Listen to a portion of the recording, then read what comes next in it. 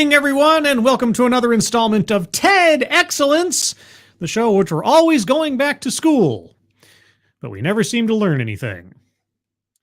And I come to you live from Crater Valley on the moon with Dogcat Fox, a Pepperjack, and all of you. Good evening, everyone. Welcome again to Thursday. Teachable Moment Thursday. Yes, we return once again to the wonderful world of off-brand TED Talks for education and enlightenment. I call it... Hope you're all doing well on this beautiful Thursday evening. I suppose it's beautiful. Yeah, after daylight savings time and everything, I suppose it's more beautiful than it was a week ago or something like that. But a couple of notes ahead of time. First off, I want to apologize for not having put up a Twitter poll today for the bingo card. Various elements of work and life kind of coincided to kind of throw me off my game today, so to speak. So I had to do a bunch of other things, and my brain got kind of drifted away from certain things like putting up a Twitter poll. So I apologize for that. In place of that, I have made an executive decision that tonight's bingo card will be bingo card B. Not for any particular reason other than it's right in the middle, it's neutral, and it's B. To be bingo card. There you go. But before we get into tonight's topic, who's joining me on this beautiful Thursday evening as we dive into some educational shenanigans? Zed the Snarky, first or something. Well, Zed, you win the first prize. There's no accompanying actual item or anything. It just, you get the first prize. So good for you. Advocatus Diaboli, good evening. Keeverdam, good evening to you. And also Keeverdam, thank you so much as always for providing us the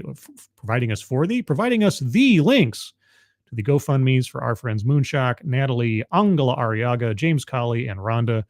Links to those are up at the top of the chat box for those of you that can take a look. If you can, please consider donating if you are so moved by their various circumstances. If you can't donate, that's fine. But if you can share those out on social media, that would be appreciated. And thank you again, Keeverdam, for helpfully always providing those. Appreciated. Noah Sencio, good evening. Let's see, who else is here? Mike R., good evening. Tony Giff, good evening to you. Lurking Gopher, good evening. Let's see who else we got. Jam, good evening to you. And Kiro Soldier, good evening. Attack Alpaca, good evening. A2P, good evening. Brittany Holland, good evening. Angelverse, good evening to you. Keldrig, guten Abend. Ja. Und vielen Dank, Herr Keldrig, for something. I'm sure my German could catch up with me at some point. Roger Reynolds, good evening. Simon Willikins, good evening. Derek LaRue, thank you, as always, for your continued support and generosity. Very much appreciated. Hope you're having a good evening and that you enjoy the show. Shadowclaw, good evening. Who else is here? Anybody else? Spoonie the Rebel, good evening. And Pissed Off Shih Tzu, good evening. And Urkel Di Stefano, good evening. Now, if I happen to miss anybody, I hope I didn't. But if I missed you, if you're lurking, if you're in the future, hope you have a good evening and hope you enjoyed the show. All right, so tonight, we're going to go back to school. It's been a little while since I've looked at something specifically about education in the wonderful world of TEDx, but thankfully, within the last week, TEDx has provided us amplifying equity in the school system. Oh boy, I don't know. How can we amplify equality of outcome in the school system? Could it be, I don't know, lowering standards or getting rid of testing or setting aside expectations of behavior and punctuality because we don't want to hurt anybody's feelings? Maybe it'll be participation awards. I don't know. I don't know. How shall we amplify equity in the school system? I suppose we'll find that out as we go. So again, tonight's bingo card is B, and links to the bingo cards are in the description. Let's see. This talk clocks in at just under 12 minutes, so it's not your average length. You know, just enough to get the job done, as it were. I'm also making sure I have a Discord link prepared before I continue, so I'm not scrambling to do that at the end of the show, because that would be awkward. Unlike now, where I'm doing it just before the show starts, which is not awkward. Trust me, I'm a professional. With that, oh wait, I have a question in the chat. What's this? Also, Roan Harushin, good evening. Hero Soldier asks, did you by chance enjoy any Pi Day special? I have not actually had any pie today. Like I said, I've had a kind of a tumultuous day, so considerations for yummy pastries kind of went by the wayside. So maybe tomorrow, maybe I'll do a belated Pi Day celebration. I like apple pie, a blackberry pie. Oh man, my mom made the best blackberry pie. My favorite, so good. Anyway, pie aside, let's put a little focus 3.14 something or other into education. Allison Strickland, as we're told. I'll start off with a few seconds for a sound test. You guys tell me if you can hear it, and then we will proceed. I remember it like it was yesterday. I remember it was like yesterday, too. Yesterday. Oh. Well, yesterday, love was such an easy game to play. Something. Advocaz Diaboli says, I hear it, but turn it up to 11. Oh, because amplifying? Yes. All right. And Mike R sounds good. Tony Gift sounds good. Hero Soldier 5x5. All right. I remember it like it was only yesterday. Fresh out of college, my very first adult job as a public school teacher. Ah, okay. So you're a public school teacher. All right. Good to know. Also remember, keep your eyes on the bingo card. We haven't had a childhood or family anecdote yet, but I almost thought that's what we were getting to, but we'll see. She was an adult when she graduated. I had everything figured out. I was going to change the world, one student at a time. During my first 4 years in this particular school district, I quickly realized it's not always the students who need the changing. So to speak. I would agree. Also, I'm surprised that there's no camera operator. She's just wandering out of frame. This is why they put the circle carpet down, so that you know where the boundaries are of where they set the camera most times. So it's sort of like a sumo match, except it's an intellectual sumo match with no opponent. However, at that point, I couldn't figure out what exactly it was that needed to be changed. So you didn't know the problem that needed a solution, but you knew there was a problem. Okay. As I transitioned to another school district and became acclimated with the various courses and programs available from building to building, that is when it hit me like a ton of bricks. I give up. It's not always the parents, the students, or even the teachers that need the changing. Okay. Most times it starts with the system. Oh, the system. Okay, so you went to school to become a teacher. You went to one school, knew something was off, but didn't know what it was. Then you went to another school, but now you know it's the system.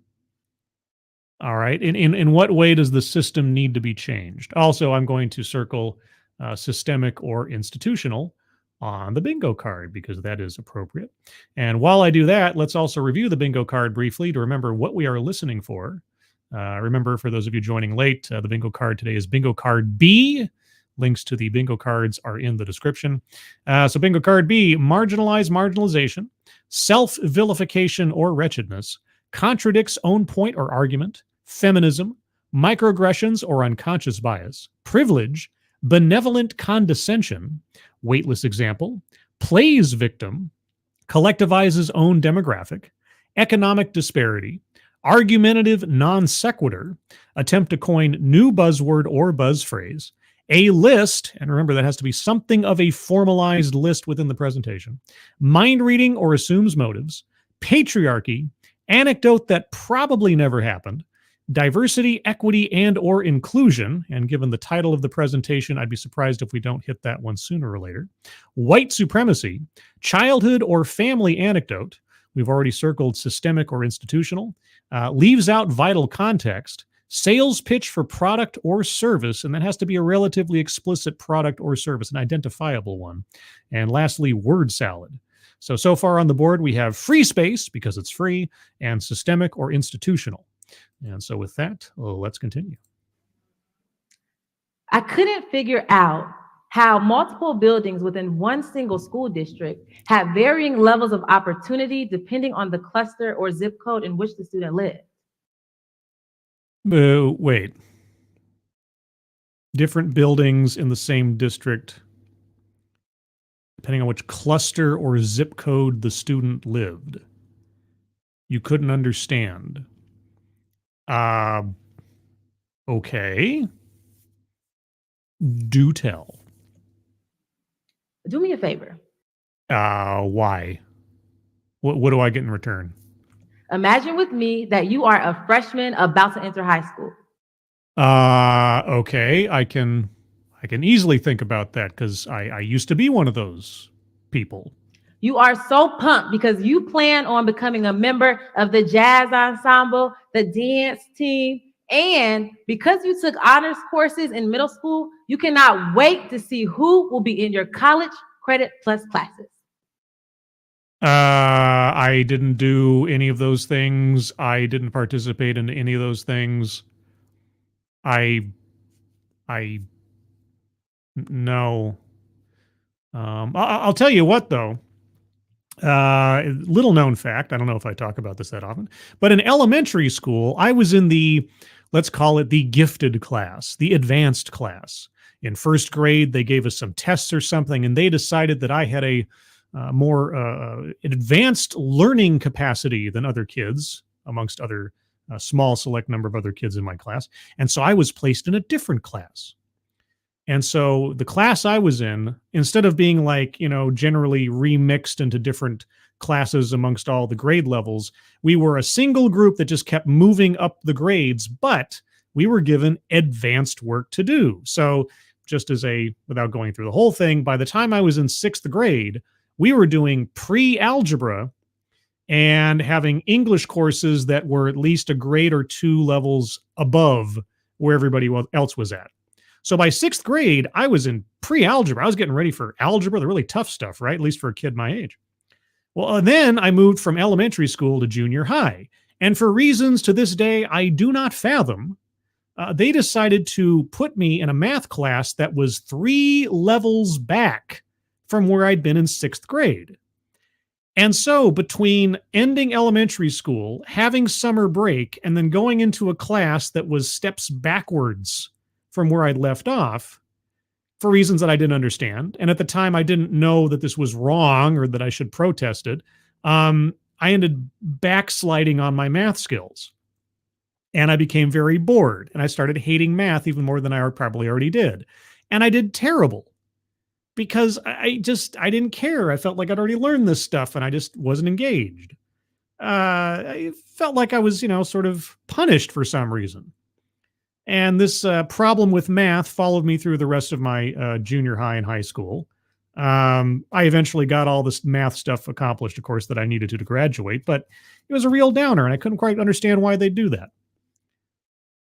Oh, but I mean, I came from the right zip code or something, but I didn't want to go into jazz choir. Sorry, I got off track. What was the point of this again? However, that excitement quickly comes to an end when you realize that these are not opportunities available at your high school. Why would I be excited for something that wasn't there in the first place? Did I not do any research ahead of time to see whether or not those things were available in the high school I was going to? But okay, I'm let down. Can I change schools? And if I can't, well, maybe I can start a jazz club on the side? Those are opportunities available at the other high school, the one down the street. See, the other high school has a state-of-the-art engineering program, updated technology, and a menu of college credit plus courses due to a partnership with the local university. Then transfer? Admittedly, I never had to move schools or anything growing up, and I don't know what the rigmarole is necessary to do so, but if it's in the same district, you could conceivably transfer, right? Hello? Now, keep in mind, you've done nothing wrong here. except not do any research ahead of time to see, or I should say your parents, perhaps, have not done any research ahead of time to see if the school you're going to offers the things that you're excited to do. But okay, This is not the result of a disciplinary infraction or of missing the deadline to sign up to take advantage of these opportunities. It's a sign that you didn't. I could repeat myself. What you've just experienced is what I like to refer to as a tale of two clusters. A tale of two clusters. All right. Well, it sounds like attempt to coin a new buzzword or buzz phrase. So circling that one. I'm not sure if she's telling us a personal anecdote from her own childhood, though. She sounds more like she's talking in a hypothetical sense. But okay. One school has something that another school doesn't, and because of districting, you're going to the one school versus the other school. All right. Again, is it not impossible, or is it not possible for the parents to then file for their child to be transferred to this other school for those opportunities? A tale of two clusters are instances in which one single school district has access to various resources, but they are not equitably dispersed from building to building.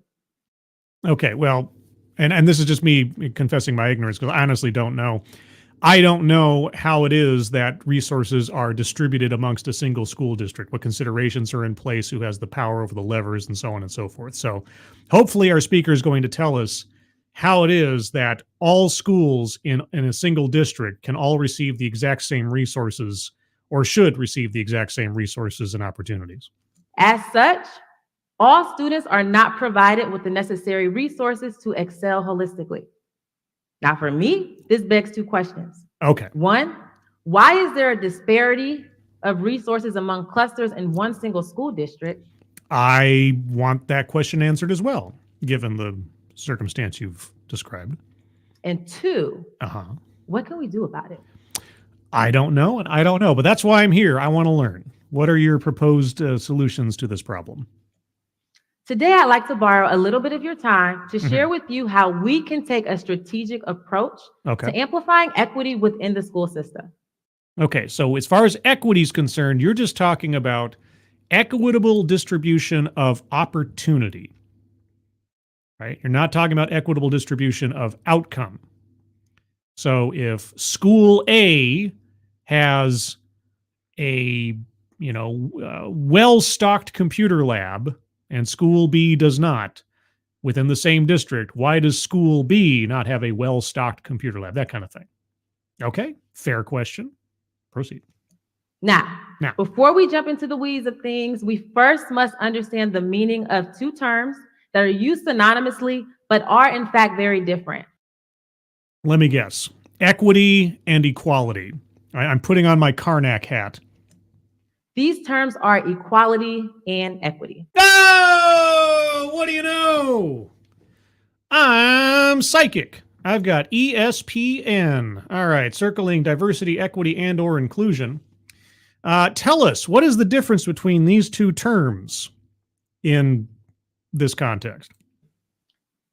Webster's dictionary tells us that equality is the state of being equal. Sure. Everybody gets the same thing. No, not in this sense. We're talking about equality of opportunity versus equality of outcome. Not everybody gets the same thing. Gets the same opportunities. That, yes. You're in the good gravy. In the very context of your own talk, unless you're about to say something else to add on to this, you're already using the wrong definitions of your own terms. So in high school A, there are classes, and in high school B, there are classes, not taking rigor or content into consideration. That's not what equality of opportunity is. No, it's rigor. Rigor. Okay. However, the National Equity Project tells us that educational equity means each child gets what they need to develop to their full potential academically and socially. What if they don't? And how do you measure potential, by the way? I mean, like, I have the potential to be an award-winning novelist. I think I do have that potential. I have everything I need to be an award-winning novelist. I mean, I have a computer, I have fingers, I have a typewriter, well, not a typewriter, sorry, a keyboard. I used to have a typewriter way back in the old days. I have an imagination. You know, I could just do nothing but write a novel all day and everything else. I have the potential for it. I haven't because of various, you know, neurological or motivational or self-confidence issues and everything else, but I have everything I need. What if I don't reach that potential? What do you do with a kid that doesn't reach the potential that I suppose you've deemed appropriate for them? None of this makes any sense. Okay, so equality is just, well, this school has classes and that school has classes, so there's nothing to worry about, because that's what equality really means, obviously. Whereas equity is somehow we're just going to dump money and resources and then the kids will do what we want them to do or something. Okay. So this means high school A gets college credit plus classes and high school B gets college credit plus classes. And those would be equal opportunity. That's not equality of outcome. That doesn't guarantee the fulfillment of potential. That is equality of opportunity. I don't understand how you can mess up the definitions of two words in your own talk trying to differentiate between these two words, but okay. Inclusive of rigor and content. Inclusive of rigor and content. In what way? Now, the main thing here is that all students get the resources that they need so they can develop and excel holistically. What do you mean excel and develop holistically? What like, okay. I know I'm going to ask this and I'll be surprised if I get that response, rhetorically speaking. Give me an example. Give me a success story that exemplifies what you're talking about. You know, this reminds me of a teacher named Mr. Edwards. Oh, maybe this is what I maybe ask and ye shall receive. Maybe. Mr. Edwards taught 11th grade social studies, and he had one of the wildest imaginations. He would turn curriculum stories into movies, bring historical figures to life. And one day he had this amazing idea for his students to virtually interview a well-known professional athlete. Wow. Okay, great. Now, his plan was to tie the community service of the professional athlete to a lesson surrounding civic engagement. Okay. Sorry for the pause game, but it's necessary for YouTube, and I'm also trying to digest each point as we take it on. The planning was coming together beautifully. Well, except for one thing. Last week, Mr. Edwards' smart board stopped working. Smart board? Is that like a technological chalkboard? Like what's a smart board? And because of his building's lack of resources, there were no other smart boards available. Okay, I'm obviously a Luddite and I'm completely in the dark ages. What is a smart board? But Mr. Edwards remembered that the other high school had extra smart boards in their storage. Okay. With a glimmer of hope, he and his principal made a few phone calls, but to their dismay, they were told, due to the district policy, all equipment meant for one particular building must stay put. Okay. And? So students missed out on a life-changing event. You don't know that. And what, okay, somebody tell me, what is a smart board? Because when I think of, I mean, I'm just using context clues here. If I think of a smart board, I'm thinking of like a big flat screen plasma interactive board thing on the wall, right? Okay. Instead of a blackboard, instead of a chalkboard, it's a smart board. Well, then use a chalkboard. And why was the smart board so necessary for this? You couldn't put the speaker up on a laptop. You couldn't hook a laptop up to a bigger screen or something. Like everything hinged around this one piece of equipment. Everything that he planned just fell by the wayside. No backup plan in this day and age. Really? Okay. If you say, you know what, anecdote that probably never happened. Something about that story doesn't make any sense. This teacher that had gone to the mat for his students over and over and over again had no contingency for this. Really? And no technology was provided, all because of a system that was created not in the best interest of kids. The system did not fit. If you say so, I guess. So back to my first question. What does that have? Wait. What does a policy of not moving around expensive equipment assigned and registered to a specific school because you don't want it to get lost, or maybe that school has a need for it or something else? That is the great injustice of your first active example is a teacher with such an imagination that the absence of a glorified toy ruins an entire experience for students, and he just throws his hands up in the air and says, well, I guess we can't do that now. Okay. I totally believe you. Roan Harushan, thank you so much. A smartboard is like a whiteboard with a projector. So why could this not be emulated with a chalkboard and a laptop hooked up to a television or something? I mean, I assume most schools still have the TV on the roller tray thing that they bring into the classroom, right? Okay, well, you make a Zoom call on your laptop and you hook it up to the TV, and then you have the interaction with your celebrity superstar or whatever. Come on. That doesn't make any sense. Why is there a disparity of resources among clusters? Population. You know, if one school has more students than another school, it's probably going to need more resources than the other school. That's just one idea. I mean, you tell me about what the other options are. From my experience, this is due to a lack of intentionality and awareness. A lack of intentionality and awareness. Okay. This is where my brain goes with the persuasive essay thing. All right.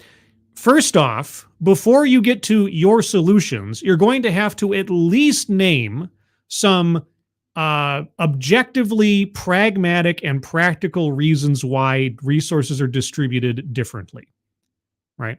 So if you control for the fact that school A has a population of 100 kids and school B has a population of 200 kids, are the resources they are provided proportional one to the other?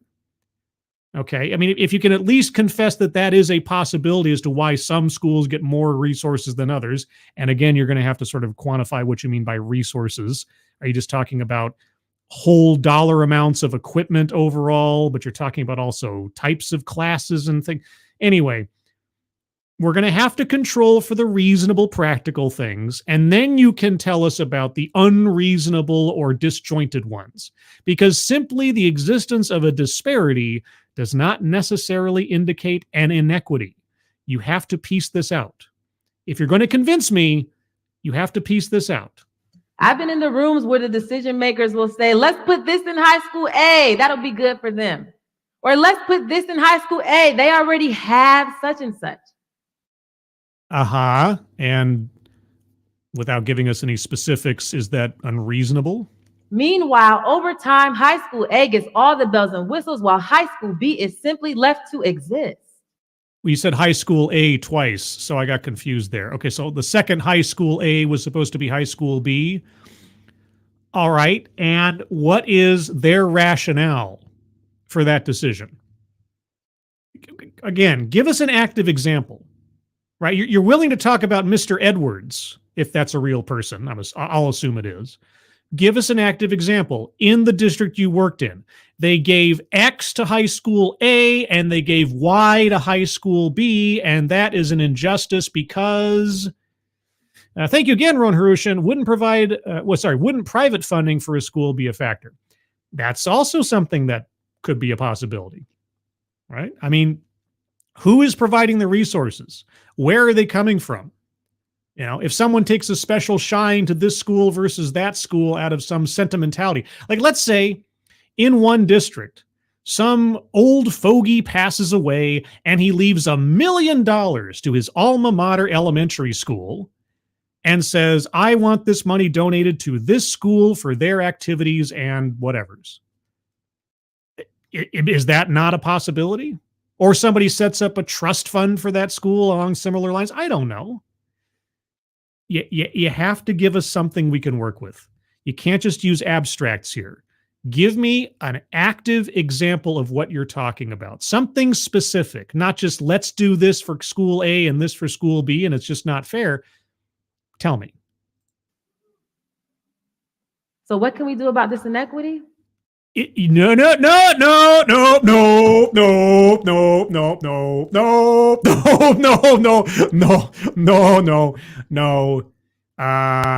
What the fuck are you talking about? What the fuck is this? What the fuck is this? Right? Nice try. You try to be smooth about it, but you moved from disparity to inequity way too fast and without any specific examples. So no, you get no points. You do not pass go. You do not get $200. No. Nice try. But didn't I just say that very thing just a couple of minutes ago? Disparity versus inequity, and she moved right into inequity. It's not necessarily inequity. You have to prove that. This is where the strategic approach comes into play. Mm-hmm. You have to have a plan, and it starts with establishing a baseline. By all means, establish a baseline. You'll first want to establish a baseline to determine where you are currently at, as well as hone in on the key areas that will have the most impact on your school district. I agree. Okay, but you're talking school by school within the same district, right? Okay, so the first thing I would ask is, what is the average population of each school? Let's set a baseline, right? Not to say that then, so at the very minimum, every school with a population of X needs to have at least this much stuff, whatever it is, resources and so on, just to operate, so that the lowest population in the school is getting as much as is necessary for that population as the highest population in the school, right? But then you have to adjust on every school thereafter. All right, so that'd be where I'd start. Population density and or class size, that kind of thing. That's where I'd begin, because that would really tell you what schools need what level of resources. But I've never been a school administrator. That's just my first thought as a layman, but let's listen to our speaker. Baselines can be established through a needs assessment, data review, or equity audit. Equity audit. All right. I can't wait to hear this one if she ever tells us. What is an equity audit? Regardless of the resource that you use, though. Regardless of the resource that I use. You want to make sure that it is objective. Oh, objectivity? Okay. Based on what? Remember, subjective resources lead to subjective baselines, and you are doomed before you even begin the process. Give us a specific example. Where do you start in establishing a baseline? This next point is critical. No. You haven't even... God dang it. You haven't even explained the first point, the baseline. Oh, God, this is frustrating. Take the data from the baseline. We haven't even established what that means yet. As it is. Yes, education is complex. Well, you're making it more so by not explaining what you're talking about. But when we are thinking about restructuring and reframing a system. Well, does the system need to be reframed or restructured in the first place? Here's the problem. You have not articulated the problem.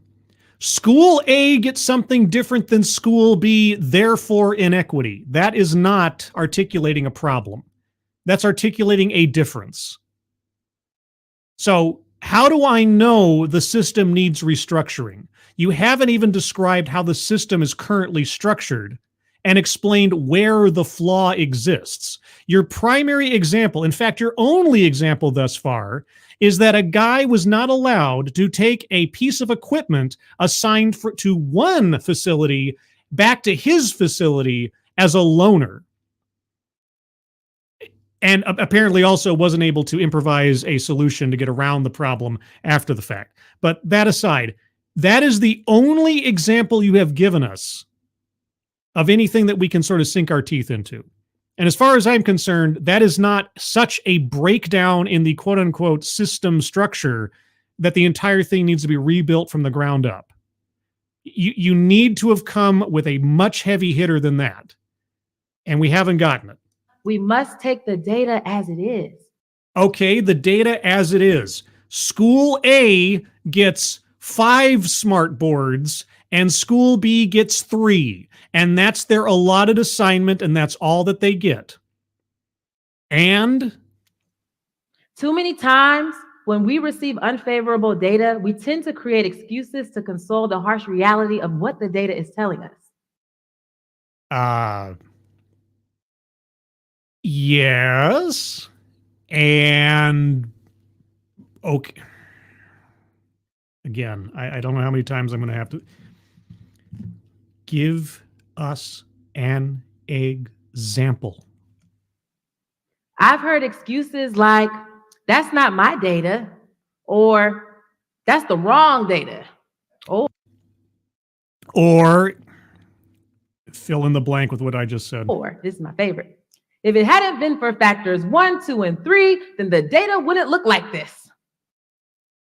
Well, that could be very much exactly true. That's not an excuse. That's just potentially reality. Let me put it in a different perspective. I don't know that you've given us a perspective yet, but okay. If high school B hadn't been so far away from the local university, they could have access to college credit plus classes too.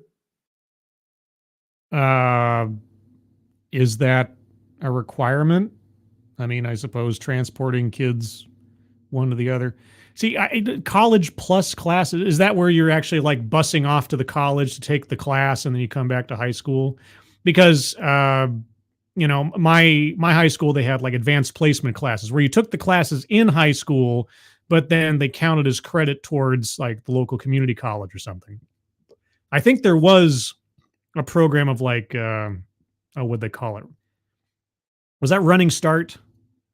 Maybe Running Start was the one where you actually got to go to the college and come back to the high school or something. I forget, but okay. But let's say distance is a factor. You know, what if a high school or whatever doesn't have the capacity or the facilities or the resources to bus advanced placement kids all the way off to the local college every day within the time necessary for the school day? I mean, is that a reasonable factor? Ponder that. I am. Would that be a sufficient excuse if your child went to high school B? Well, I don't know. If it's going to take 2 hours on a bus to go from the high school to the college, to sit down and take 1 hour class at the college, and then have to bus 2 hours back in the course of a single school day, that might be a pretty good excuse. Or should I say reason? But I don't know what you're talking about because you're not giving us any specifics. So exactly. What? Okay. Mind reading assumes motives. Ah, man, come on. You know, you think you're going to learn something in one of these things, and all you learn is that there's just fluff. Thank you again, Ron Harushan. You're thinking of a vocational school scribe. I may be. That's entirely possible too. I'm just trying to decipher what she's talking about. I mean, maybe she has a point. I don't know. If she gave us an example, here's what I would have expected from this. Somebody comes in who has done a study of a sample school district, right? And gives us the name of the school district and so on, and says that, you know, I found here's the smallest school population-wise in the district, and here's the biggest population school. And here's the resources this one gets and this one gets. And here's an example of, I tried to find parallels and opportunities that were made available to the students in both schools and tried to assess them on scale to the populations of both schools. And here are the disparities that I found that I think underserve the students of school A versus school B. And when I looked at what policies actually led to these things taking place, I think I found some solutions, and maybe these solutions can be mirrored into other school districts across the country. Okay, now I have absolutely no experience in assessing school districts, right? But that is the kind of preamble to a presentation like this that I would want to hear, is that someone has come up on the stage with some actual, observable facts, figures, and examples that they can provide that then lead them to their offered solutions to an observable and definable problem. Instead, we get abstracts and nothing. And we're supposed to, what, be impressed by this? Learn something from this? No. The answer is no. Take the data as it is. Uh-huh. So now that we have established our baseline, which you haven't, we are taking the data as it is. Whatever that means. We next can hone in on our underlying issues. Think about the trends or the patterns that you notice. Such as? Are there preferential factors? I don't know. Are there? Are there subjective elements, say in an honors selection course? I don't know. Are there, in your own district, are there observable preferences given in the honors courses? Is there a requirement for a historical disciplinary report? Historical disciplinary report? What?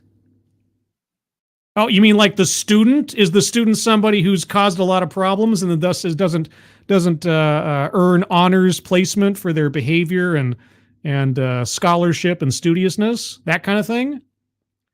Uh-oh. Let me tell you about a student named Jamal. Oh, okay. Our second example. All right, tell us about a student named Jamal. When Jamal was in the first grade, he loved everything about learning, from counting numbers to naming planets, and he was so curious. He always asked questions, rather bluntly, but with well intention. Oh, okay. Well, you know where good intentions lead you. As Jamal got older and entered the 10th grade, his interest in learning decreased. Okay, so 10th grade. So let me try to remember here. Let's say 6. So I said, so like 10th grade is what? Like 15, 16? Something there? Yeah, it's well, I mean, so senior year is like 18-ish. So yeah, 16, thereabouts. Okay, 16. While his suspensions increased. Whoa. All right. Hold on. Hold back here a second. Suspensions? His suspensions increase. Okay. Now, maybe this is just me, but somebody getting suspended from school was a pretty big deal. You must have done something pretty major to get suspended from school. This wasn't like detention after class or something or whatever. Suspended? And plural, mind you. So Jamal went from a loving, learning kid that by 10th grade, by 16, he had multiple suspensions. Okay. Oh, wait. What's this? Oh, maybe I'm just an elitist or something. Keeverdam's been suspended. What did you do? Keeverdam. I'm shocked. I'm shocked. What did you do, Keeverdam? How many multiple suspensions did you get? What did you do? I'm honestly surprised. You don't remember. Ladies and gentlemen, Keeverdam, a politician coming to your town very soon. Thank you, Keeverdam. Okay, all right. Well, anyway, maybe I was just too much of a goody two-shoes growing up. Maybe suspensions aren't that big of a deal. All right, so by 10th grade, Jamal had too many suspensions. All right. His father attempted to enroll him into honors courses, but the requirements were always teacher recommendations and a historical disciplinary report. Okay, so the requirements were the same for everybody. You know, I think there's a term for, I think it's called equal opportunity. But you don't want equal opportunity. You want equality of outcome. So even though there are lots of students who have behaved themselves, focused on their studies, focused on their academics throughout their entire tenure or whatever in the school, and they have earned their way into honors courses. Jamal, who has slacked off for the last several years and gotten several suspensions, you want him to have the same opportunity as someone else who worked harder. Oh, okay. So despite Jamal's intelligence, that's not what the requirements say. These were always barriers for his acceptance. Well then, guess whose fault that is? Well, it's a combination, actually. It's Jamal and probably his parents. These are your underlying issues. No, Jamal is the underlying issue. Those were the requirements before Jamal even showed up. So next, we'll want to look at our root cause. So what, lowering standards? How do we solve this problem for Jamal? Well, let's just ignore the prerequisites and let him in anyway, even though his scholarship and his behavior aren't on par with the other students who have worked hard to achieve this. I mean, I can't think of another solution, can you? Thank you, Matt Barnes. Keeverdam remembers. She's just embarrassed. Shame on you, Keeve. That's right. Keeverdam, when you were, I don't know, dipping the boys' ponytails in the inkwell back in elementary school. How dare you? Thank you, Matt. Appreciate it. All right, well, okay, you've given us Jamal as an example. How would you solve the problem for Jamal? What happened where your underlying issues were able to take form? What if when we looked a little bit deeper into Jamal's historical disciplinary report, we found out that this focused around incidents concerning non-compliance with school rules? Non-compliance with school rules covers a whole cornucopia of possibilities. Jamal was curious, so he asked questions. Ask questions about what? What? Okay. I'll turn around what I asked Keeverdam to hear.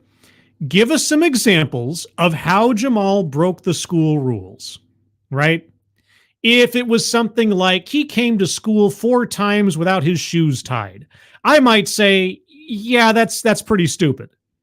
Okay, that's pretty stupid. If you're going to hold somebody to account for exceedingly minor and irrelevant sort of things, maybe that's something to give a waiver on. But here's the other part. Honors courses seems to indicate an excellence in academics. And you already told us Jamal stopped caring about his academics. So I'd probably be more concerned with the academic thing than I would be with the school rules thing, depending on what it is he did. But are you going to tell us? But his questions would be sort of like this. Hey, how come they took step 1 instead of step 2? That Wait. Okay, so even when you're talking about a specific individual, and even when it sounds like you're about to give us a specific example, you're still talking in abstracts. So he asked questions. But his questions would be sort of like this. Hey, how come they took step 1 instead of step 2? That doesn't make sense. And instead of taking the question as it is, these comments were misconstrued as disrespect, talking out, and breaking school rules. Well, I don't know. I guess I'll just have to take your word for it. So he was suspended from school on multiple occasions for perceived attitude. Is that what you're telling me? Okay, well, here's the thing. I don't know if that's true or not. If that was actually true, then maybe, depending on the circumstances, I could see that being set aside, or at least given less weight towards his being accepted in the honors courses. But, same time, I have to ask, what about his academics? You said, suspensions aside, he was focused less on his academics and learning up into and through 10th grade. So are we going to focus on that part of it? And who is to blame for that part of the equation? So where do we go from here? I don't know. Where do we go from here? What is your offered solution to this problem? Determine a solution based on those aforementioned steps. What aforementioned steps? The baseline and so on and so forth, but then you went into a specific example about an individual student about honors courses. How would you solve for Jamal's problem? How would you solve the system that Jamal gets into honors courses? That is what I would expect to be the follow-up to offering that example. And research strategies that speak to that underlying issue and work to find strategies that speak to your root cause. Work to eradicate that root cause. Okay, word salad. Word salad. Absolute nonsense. If you bring up Mr. Edwards' problem of getting the smart board or whatever, and you say that the policy that these resources are only assigned to this school and that school can't borrow them, if you see that as a major flaw in the system, well, then you would follow that up with an offered solution or some kind of compromise policy that would have solved that problem for Mr. Edwards should something like that come up in the future. That's what I would expect from the persuasive essay format in my brain. When you bring up Jamal and you say, well, he did this and he did that, but the prerequisite said this, but he still is intelligent and it should be given the opportunity. Okay, then you would follow that up with an offered solution, perhaps hypothetical, it's fine, for Jamal's circumstances, because they could be mirrored to other children or other students in whatever situation. That is what I would expect. I've not received any of that. You've not done any of it. So you're not offering any solutions. You're just complaining. In a lineup. Now, there may be a need to pull an audible, and that's okay. What? Pull an audible? In my brain, Audible is now just the name of a book on tape company, audiobook company. So what? The root cause. Work to eradicate that root cause in a lineup. Now, there may be a need to pull an audible, and that's okay.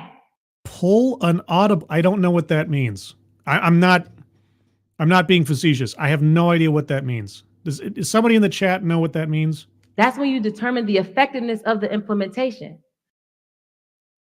Pull an audible. Like an audit? What?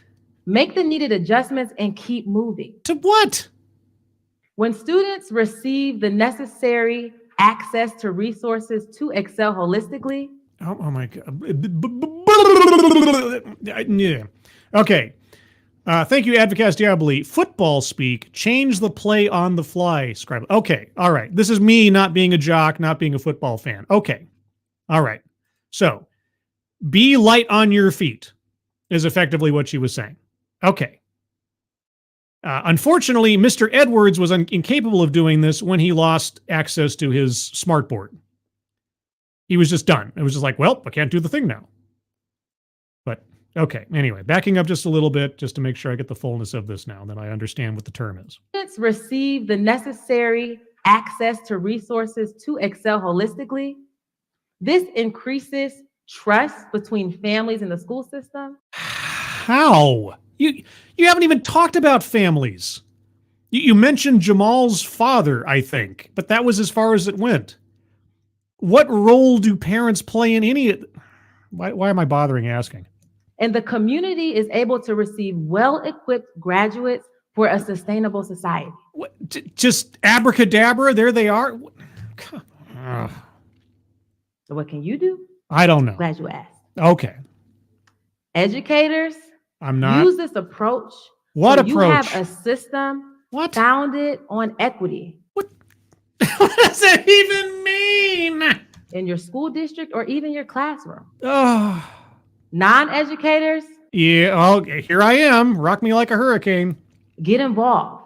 How might I get involved with your completely ethereal set of recommendations and plans?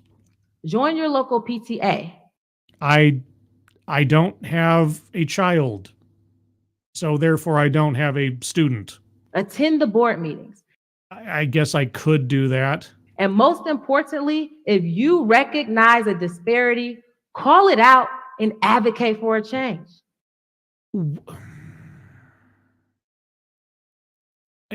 Okay. Again, just for those in the cheap seats, a disparity does not necessarily indicate an inequity. Calling out a disparity doesn't necessarily mean anything. And unless I can identify or articulate a specific problem, an unjust problem that is causing said disparity, demanding change is meaningless. I'm just complaining without context, which is basically this entire talk. Collectively, this is how we create a system for the Jamals, the Mr. Edwards, how? And the world. What? One student at a time. No. That's not. What?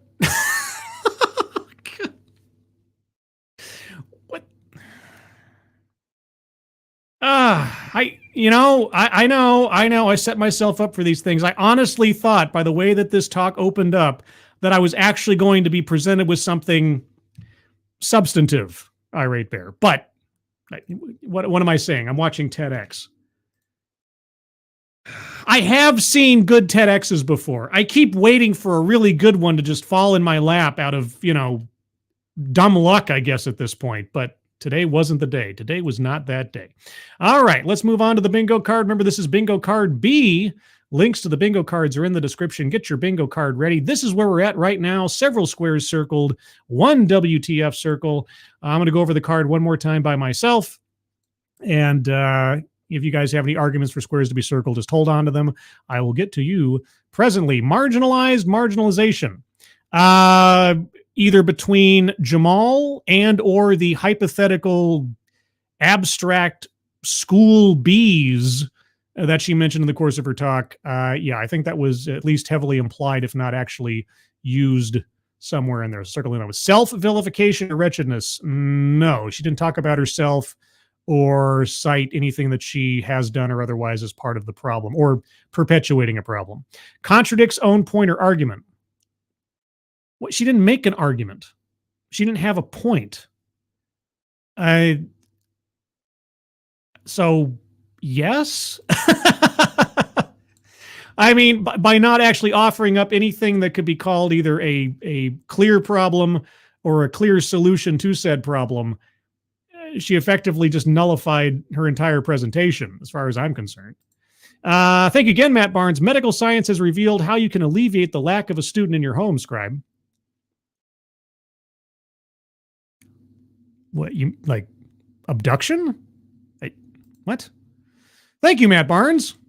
That goes some strange places. Anyway, feminism. No.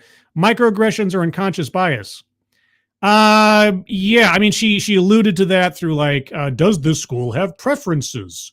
Are they looking at this thing or another? I mean, she came just this close to citing microaggressions or unconscious bias. So I'm fine circling that one. Privilege.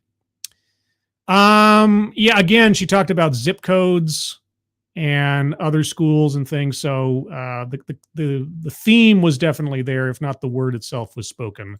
And that was an undercurrent to the whole thing. Benevolent condescension. There may be an example in there. It's not coming to me right now. Weightless example.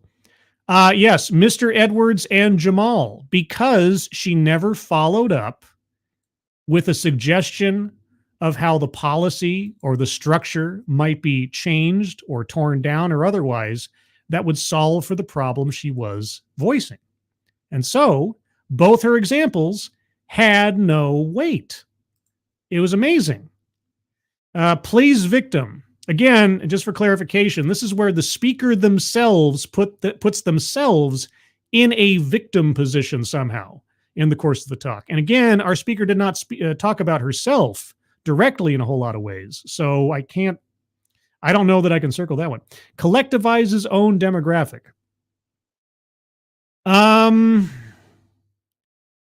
don't know. Does educators talking about educators in general put her in that square technically? She only sort of visited upon that once at the end. I'm not quite sure that I don't know that was a main theme of her presentation. So I'm not closed to taking an argument for it, but I'm a little hesitant to circle it myself. Economic disparity. Yes. Insofar as the distribution of resources, one school to another. And also again, talking about zip codes and so on. Argumentative non sequitur. I don't mean to double dip, but it is apropos here.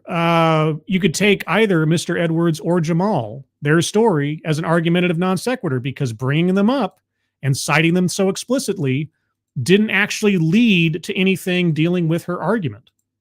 They went nowhere. So there you go. A list. I don't know that she did.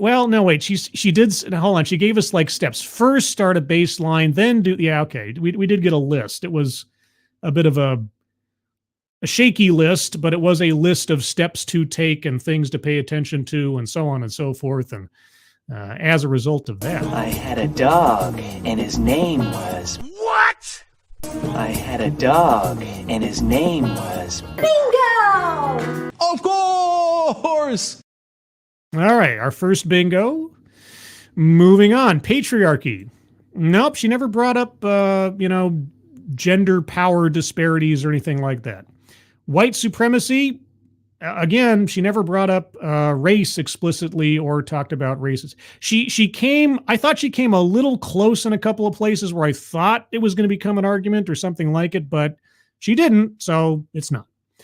Childhood or family anecdote. I was surprised. I was surprised that she didn't bring up something from her own growing up or otherwise as an example. But she didn't. She talked about her education in college and becoming a teacher, but she did not bring up an anecdote about her family or her childhood. So can't circle that one. Leaves out vital context. Boy, howdy. Like, what are you talking about? Give us an example, etc. If I have to ask throughout an entire talk, like, give us an example, something I can chew on or whatever, certainly context was left out. And so, Bingo! What? Bingo! Yeah! Of course! Of course! we have our second bingo. And lastly, sales pitch for product or service. No.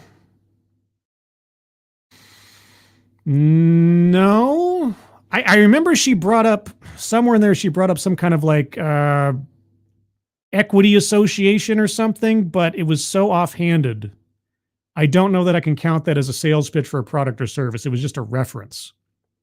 So I'm going to say no. She didn't bring up a book. She didn't even name her own school district or school, which I found kind of odd. Unless, of course, the location of the TEDx was, but she never said. So there you go. That's the card as I have it. 2 bingos, a couple that might be possible depending on arguments I get. So if you have an argument for a square to be circled, put it in the chat now. Be sure to tag me in your comment. I might see it a bit more easily. I'll scroll up a bit here. Advocatus, she did sort of bemoan her education for teaching, not preparing her for the actual job she decided she needed to do once in the field playing victim. I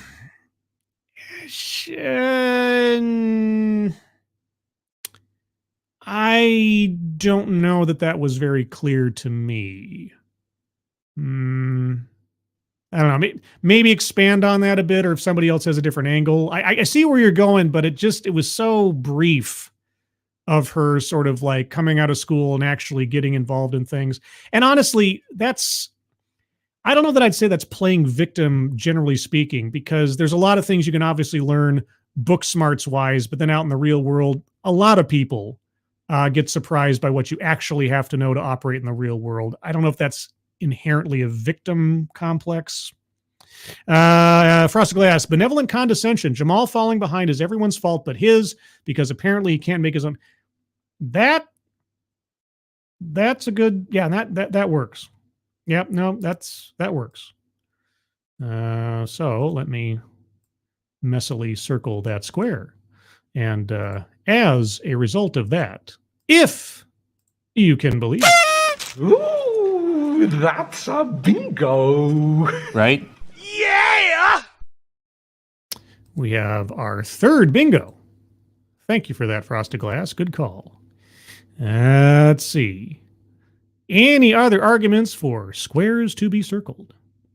I think there are a couple on there that are no-goes from the beginning, like I said, childhood or family anecdote, white supremacy, feminism, patriarchy. Those are probably out of the way. But others, there may be others. What? Oh, okay. See, when I look at a comment on StreamYard, it may look very different than what you actually see in the chat box, like Spoonie the Rebel here. Octopus red waving, popcorn yellow striped smile, fish orange wide eyes. Now, of course, you watching at home, you can't see the chat because, best of my knowledge, StreamYard has not added a feature yet where I can import the chat to the StreamYard. And if I could, you'd still see the same thing. Just a whole bunch of stuff. Let's see. Frost Guys leaves out vital context, the point of the speech. Well, I already circled leaves out vital context, but you're not wrong. You're not wrong. Abdicast again. Jamal was also clearly hinting at white supremacy. I mean, he was clearly black and punished for it. Again, I could make all the implications I want, but did it become a part of the presentation itself? No. I'm not going to attempt to read the mind of the speaker. It's either what's in the presentation or it's not. And it wasn't. So there you go. Let's see. Any other arguments for squares to be circled? Yeah, I think we might have gotten ourselves into a proverbial endpoint for the bingo card. But reminder to those of you who might be listening in the future, or anybody whose comment I might, end up missing in the chat. If you have an argument for a square to be circled after the conclusion of the show, I'm more than open to arguments after the fact.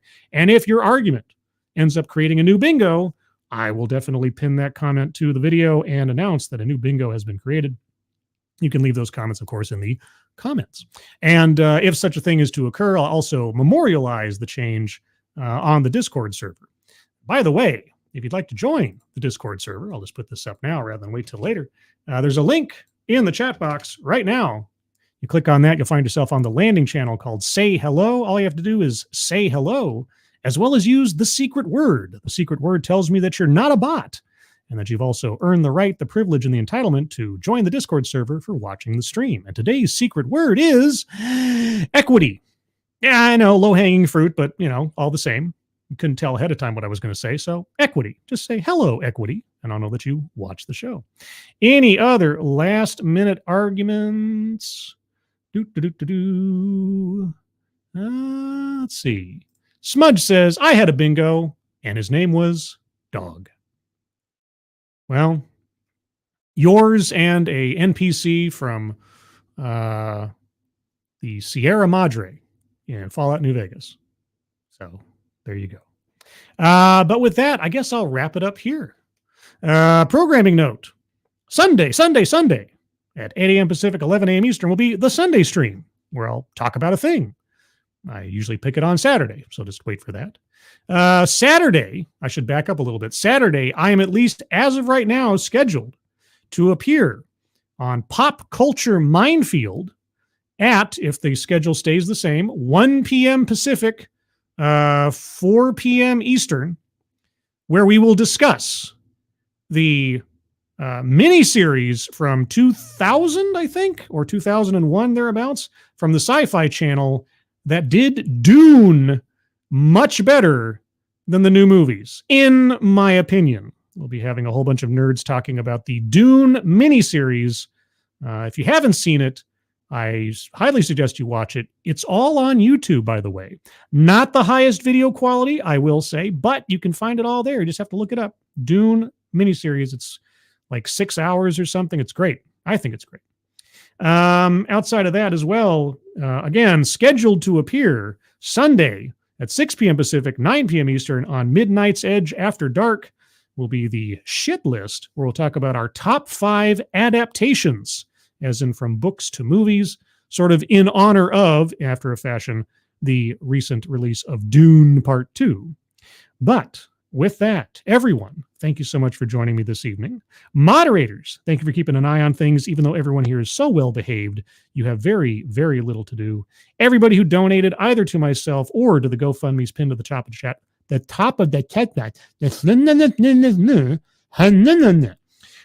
to the top of the chat box. Thank you guys so much for your generosity. It is very much appreciated. But with that, everyone, I hope you have a good rest of your Thursday. I hope your Friday goes nice and smooth. I hope your weekend is enjoyable. I hope you're all safe and well. If you're not well, please get well soon, and I'll see you on the next one. Take care. Bye-bye.